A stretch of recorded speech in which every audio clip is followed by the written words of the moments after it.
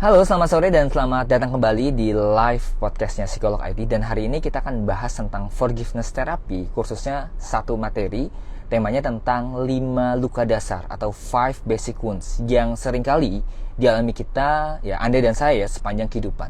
Jadi kita nggak bisa pungkiri bahwa banyak ada luka fisik, mungkin luka psikologis dan luka emosional yang kita rasakan, dan hal tersebut sangat mempengaruhi kita ketika dewasa, ya. Dan luka ini bukan hanya orang lain penyebabnya, tapi juga bisa karena diri kita sendiri. Nah, saya akan ulas sejumlah luka tersebut, apa penyebabnya, dan juga bisa nanti mungkin kalau teman-teman mau tanya seputar luka ini juga diperkenankan, dan apa dampaknya buat diri kita. Oke, saya akan bagikan dari yang paling pertama, yang paling basic ya.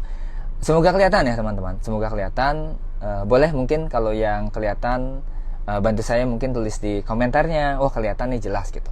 Jadi tema kita adalah 5 basic wounds atau 5 luka dasar yang umumnya dimiliki oleh manusia. Dan ada 5 ya teman-teman, ada rejection, abandonment, ada humiliation, ada betrayal, dan juga injustice. Nah, setiap luka ini biasanya kejadiannya berbeda-beda. Ada yang mungkin punya 1, ada yang mungkin punya 2, ada yang punya 5-5-nya.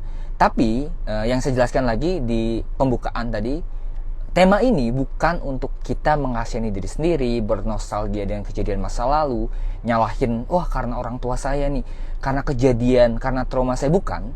Tapi lebih kepada gimana cara kita akhirnya lebih memunculkan awareness bahwa ada kejadian buruk, ada kejadian baik juga dalam hidup saya. Dan kita terima keduanya sebagai sebuah kesatuan, sebuah pelengkap kehidupan. Jadi jangan mau yang enak-enaknya aja gitu, jangan mau peristiwa yang happy-happynya aja. Karena peristiwa yang kadang-kadang terlihat menyakitkan, terasa menyakitkan juga, yang gak akan kita lupakan, itu bisa membekas dan responnya bisa 2. Bisa kita terjebak dalam lukanya atau malah memaknai kejadian atau luka tersebut dan jadi ya, pribadi yang lebih baik.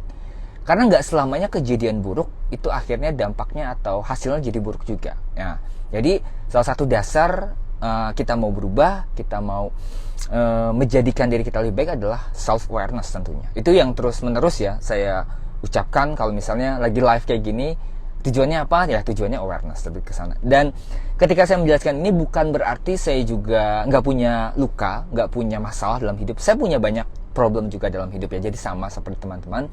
Dan saya masih bergumul juga dengan beberapa luka saya yang belum selesai mungkin, dan masih berupaya memproses, menyembuhkan, dan juga mengatasi hal tersebut. Jadi sama seperti kalau kuliah psikologi kan ada istilah berobat jalan gitu ya. Jadi sambil belajar kita sambil memulihkan diri, dan itu yang saya lakukan. Jadi ketika pada akhirnya saya menjelaskan ini, kemudian ngejelasin di kelas, di mungkin seminar umum, semuanya sama. Saya introspeksi diri, refleksi ke dalam bahwa ya ini mungkin beberapa terjadi dalam diri saya juga, tapi saling mengingatkan aja. Nah, saya bahas satu-satu ya, supaya agak singkat dan juga nanti bisa ada waktu untuk sesi tanya jawabnya. Ya.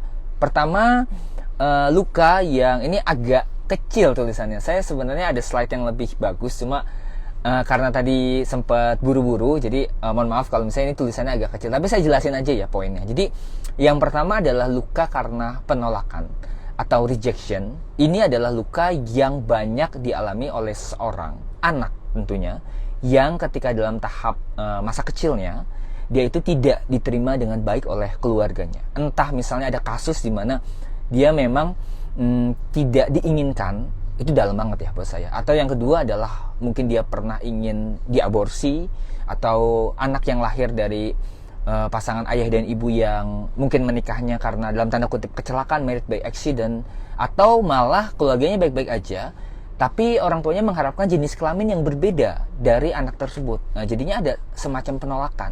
Nah, ternyata emosi penolakan ini sudah bisa ada sewaktu ibu itu masih mengandung. Jadi yang ke-transfer, yang kemudian mengalir ke diri seorang anak adalah emosi-emosi yang sifatnya mungkin negatif ya, dan segala macam. Dan luka karena penolakan ini bisa membuat kita pada akhirnya menjadi kesepian, kesendirian. Jadi merasa bahwa kita tuh jadi menolak apa yang sebenarnya kita inginkan.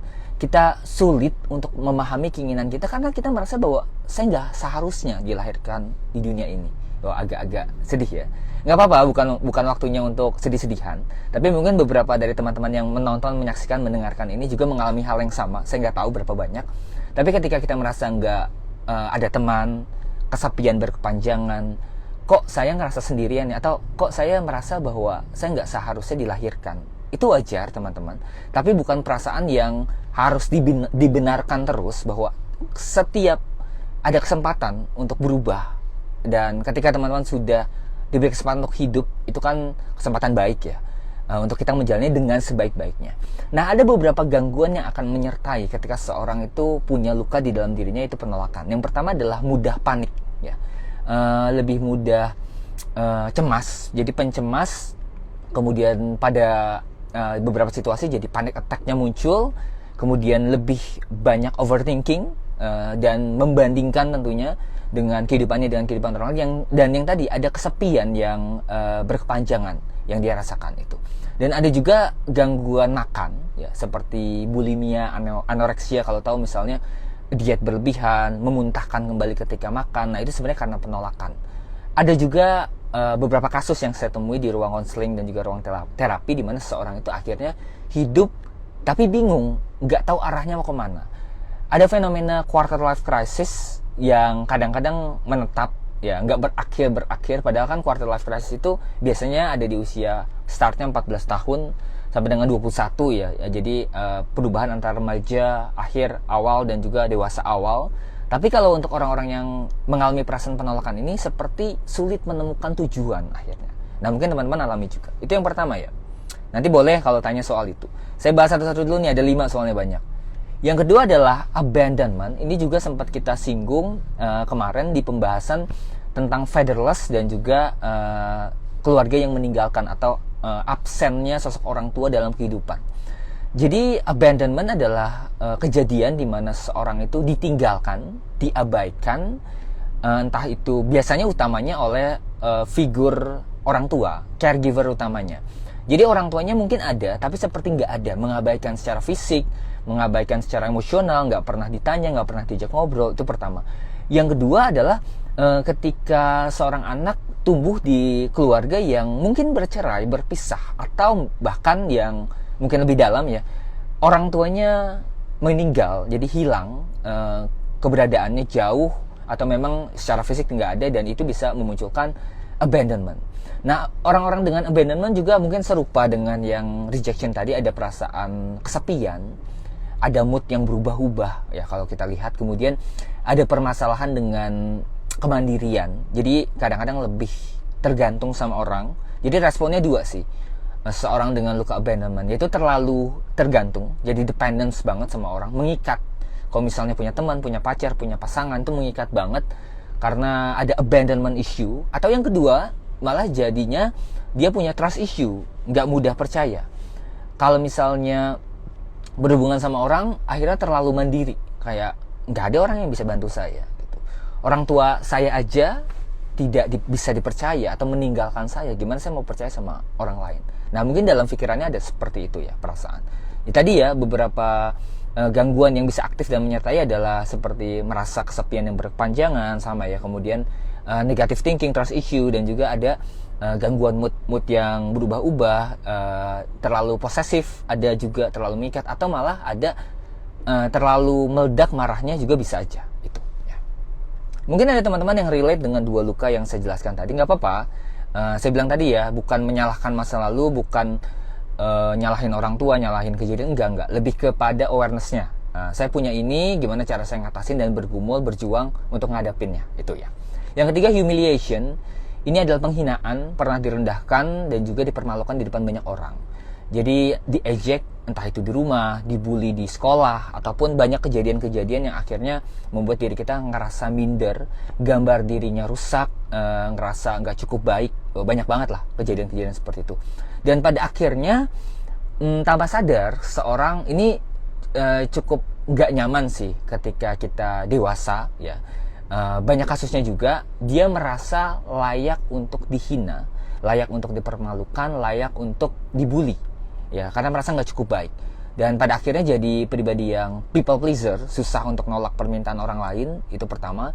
Dan yang kedua, rendah diri, jadi menganggap dirinya tuh ya rendah, nggak bisa jadi leader, nggak bisa jadi pemimpin, nggak bisa ngomong di depan umum. Banyak banget ketakutan, perasaan insecure itu yang muncul karena luka humiliation. Nah, kita cross check ke dalam. Apa sih yang terjadi di dalam kehidupan saya dulunya? Mungkin ada pengalaman pernah dihina tadi, dan belum selesai dengan itu, dan akhirnya mempengaruhi cara kita memandang diri kita sendiri. Jadi fokusnya kepada self image. Jadi kalau misalnya teman-teman punya mungkin luka humiliation, yang kita perbaiki adalah cara kita memandang diri kita sendiri. Nggak peduli orang lain memandang kita seperti apa, tapi kalau kita bisa memandang diri kita secara ideal, secara baik, dan itu akan jadi kunci gimana kita ngelepasin diri dari people pleaser tadi. Ada nggak sih yang people pleaser? Susah banget ngomong enggak gitu ke orang, iyain apa maunya orang, padahal itu ngorbanin diri kita sendiri. Nah, itu kan sangat disayangkan ya teman-teman. Oke. Itu yang ketiga, 2 lagi, sabar. Setelah ini baru nanti akan ada pengumuman tentang kelas gratisnya dan juga tanya jawab. Itu. Yang keempat ada betrayal atau pengkhianatan, yaitu biasanya pengalaman di mana ada janji yang diingkari, ya sama ya, terkhianati oleh pasangan mungkin, oleh orang tua juga, janji sesuatu tapi tidak ditepati, dan seorang akan tumbuh dan berkembang jadi pribadi yang gak mudah percaya. Dia gak mau ngandalin orang lain lagi, tapi jadi otoriter, jadi bossy, dan tanpa sadar bisa melukai orang lain, jadi lebih tajam. Maksudnya tajam itu dia jadi ngomongnya menyakitkan, perilakunya menyakitkan. Kenapa? Karena memang dia tersakiti. Karena orang yang terluka akan lebih mudah untuk menyakiti orang lain tanpa ia sadari. Nah, itu terjadi di luka betrayal atau luka karena pengkhianatan. Karena mungkin kalau dewasa ya, ini bisa terjadi ketika kita dewasa juga ya. Karena diselingkuhi, karena persahabatannya kemudian dikhianati. Ada kasusnya seperti itu.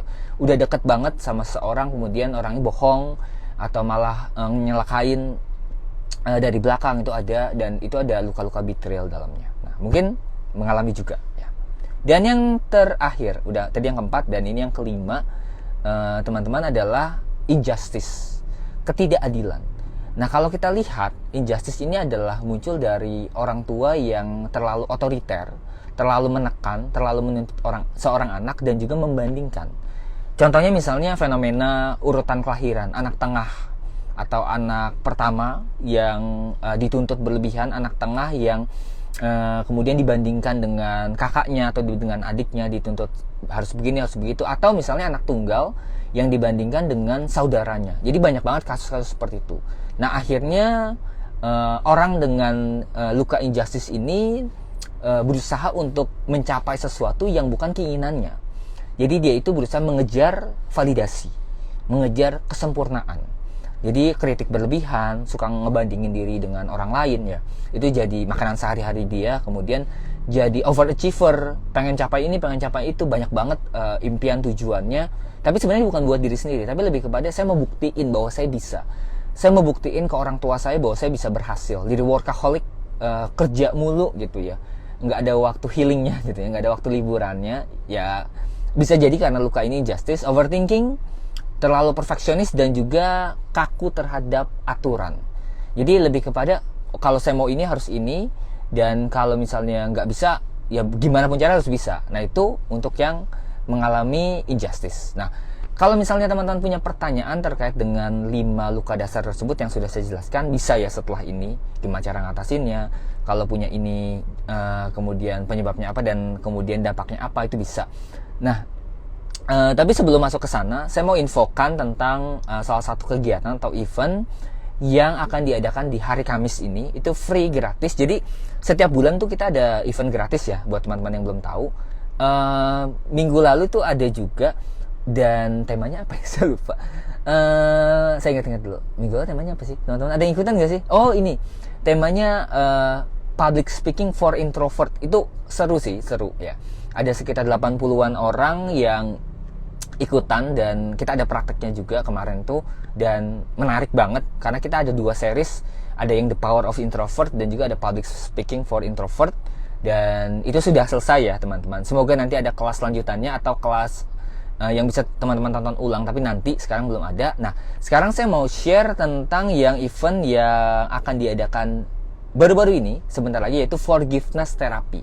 Sesuai dengan temanya, jadi event ini akan membahas tentang terapi memaafkan dan beberapa luka dasar yang kita punya, kenapa kita bisa mengalami hal tersebut, dan juga ada prakteknya.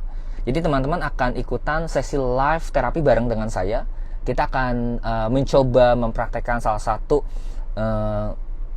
teknik yang namanya terapi kursi kosong. Itu sebenarnya sudah ada di podcast, tapi akan lebih berasa kalau live ya. Dan kalau teman-teman mau ikutan, silahkan daftar. Jadi ada 2 paket. Yang pertama adalah untuk yang reguler itu gratis. Teman-teman bisa ikutan sesi Zoom-nya, sesi diskusinya, sesi live terapinya itu gratis, cuma tinggal daftar aja.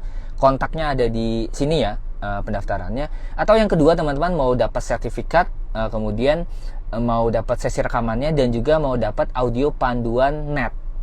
Ada naratif exposure terapi, opsi tambahan, pelengkap dari forgiveness, itu berbayar, tapi terjangkau banget ya. 49.000 untuk yang premium. Tapi saran saya sih kalau misalnya hanya butuh sesi terapi dan belajarnya, daftar yang reguler juga nggak apa-apa. Silahkan ya, nggak diwajibkan. Biasanya kalau yang premium itu untuk teman-teman yang butuh sertifikat, mau ngulang lagi materinya, itu bisa, ataupun materi-materi tambahan. Nah, jadi silahkan daftar ini. Biasanya kita kalau yang gratis untuk 50 pendaftar.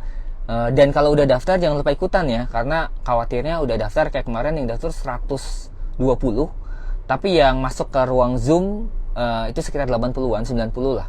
Dan sayang banget gitu ya kalau misalnya nggak ikutan. Memang di awal-awal 100, kemudian berkurang jadi 80-an, ya sayang aja gitu. Saya sih bilang bahwa kesempatan ini kadang-kadang temanya kan crawling gitu. Kalau teman-teman memang nggak bisa, mendingan diserahin ke orang lain atau teman-teman yang lain yang membutuhkan.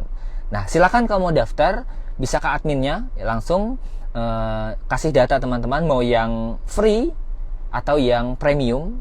Saya jelasin bedanya ya. Kalau yang free tadi bisa ikutan sesi Zoom-nya, sesi tanya jawab, konseling gratis secara kolektif. Yang berikutnya adalah bisa ikutan sesi praktek forgiveness therapy.